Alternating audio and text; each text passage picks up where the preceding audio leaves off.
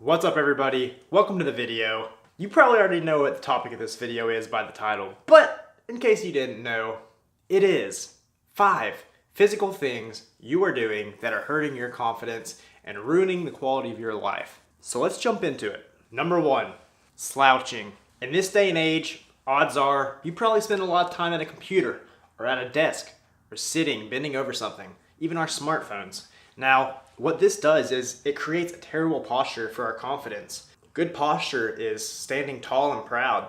Bad posture is slumping over with your shoulders rolled forward like this. You can see just how much smaller your frame gets just by rounding your shoulders.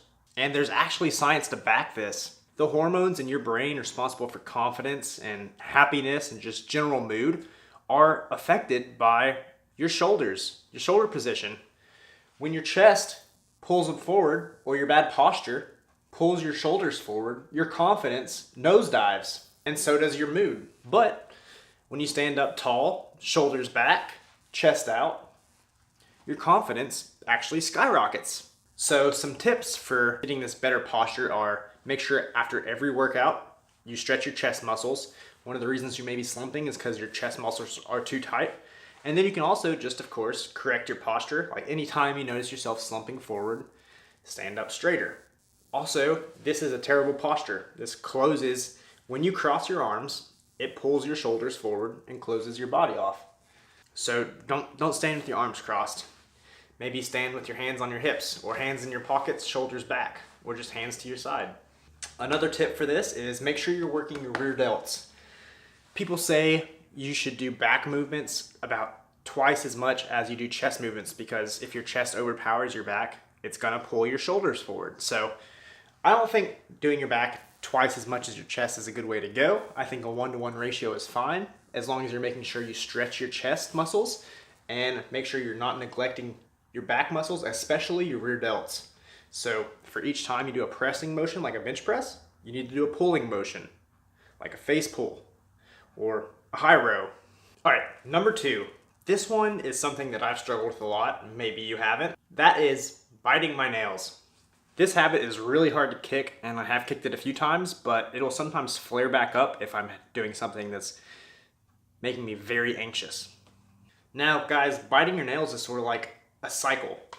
You bite your nails because you're anxious, but then in return, you get anxious because you're biting your nails. And before long, if you just bite your nails for no reason because it's habit, it's gonna make you anxious for no reason. It's like an endless loop. You bite your nails because you're anxious, then you're anxious because you bite your nails. It never ends. The only way to make it end is to stop the cycle. The simplest way to stop the cycle is just carry nail clippers on you. Anytime you feel the need to bite your nails, just clip them a little instead. And it just simply comes down to willpower, the willpower to stop. Number 3. Number 3 is your facial expressions, especially your mouth and your eyebrows. So your body always has this inverse relationship with different functions of itself. So like I was just mentioning with biting your nails, if you just smile, you'll start feeling better. It starts releasing the chemicals in your brain responsible for happiness. So anytime you're just feeling down, just put a smile on. Faking it till you make it really works. But if you're just having a bad day and you're just sort of, brooding, have this brooding look on your face, it's only gonna amplify that. You're only gonna start feeling worse. So your eyebrows and your smile play a huge role in your mood. So what I recommend is make sure if you're going out on a sunny day, always wear sunglasses. That way you're not squinting in the sun. Eyebrows up, smile on your face, or at least a smirk, and your mood is gonna be incredible. But if you pinch those eyebrows down and you have that brooding little frown on, they're not gonna feel too good. Guys, we feel how we look. Faking it till you make it really works. Number 4, eye contact. Your confidence is so dependent on eye contact that it's ridiculous.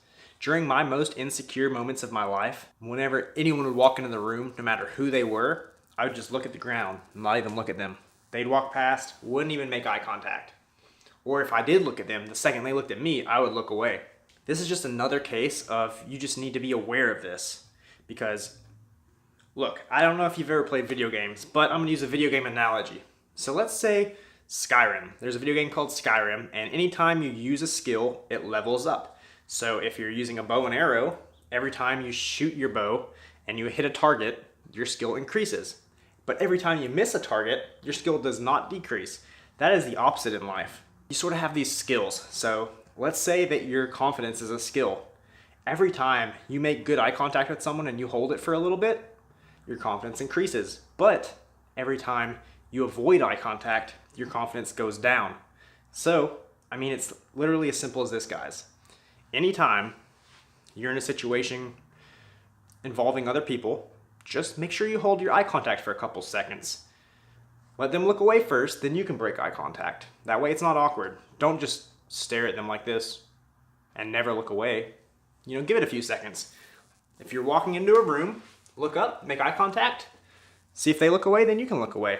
Or if it just gets way too uncomfortable, you can look away first. But the moral of the story is just don't avoid eye contact. If you catch yourself doing this, that is bad.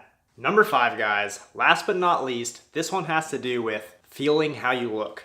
I know sometimes when you go out, you just want to be comfortable. You just want to wear your sweatpants or your gym shorts, your gym clothes, whatever you've been relaxing in the house with.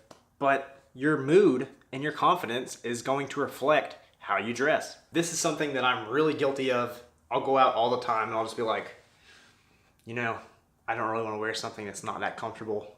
Like, let's be honest, are jeans and flannel more comfortable than like your gym shorts and a sort of large shirt? No, it's not. But if you go out in your gym shorts and like you're cut off from the gym, you're sort of gonna, once you actually get out there, you're not really gonna feel that sharp. But if you actually take the time to sort of dress up a little, I mean, not a ton, some nice fitted jeans and a flannel or a nice shirt or a nice jacket, you get what I'm saying. You're gonna feel incredible. You're gonna feel like so confident. You're gonna be walking around, you're gonna have that power posture. People are gonna tell that you're the man. So make sure that what you're wearing is on point for the occasion. If you're going to the gym, wear gym clothes. If you're going out, wear something semi-nice. If you're going to a wedding, you wouldn't wear sweatpants, You'd feel incredibly self-conscious about it. All right, guys, that's the end of the video. I'm gonna wrap it up here. I hope you enjoyed it. I'm on a mission to make both you and I the best possible versions of ourselves. So every day we can wake up and say, I'm the man. So if you enjoyed the video, make sure to leave a like, comment some constructive criticism or just your thoughts on the topic. Well, just really any of your thoughts on anything. You can leave a comment on anything. And make sure to subscribe because that's how this channel grows. That's how I keep putting out better and better content. And perhaps the most beneficial thing you could do that would really help me out a ton is if you like the video, share it with one person or 2 people. It takes a second, and honestly, word of mouth is the best way to help me out. So, thank you for watching the video. I will see you next time. Isaac Alexander, over and out.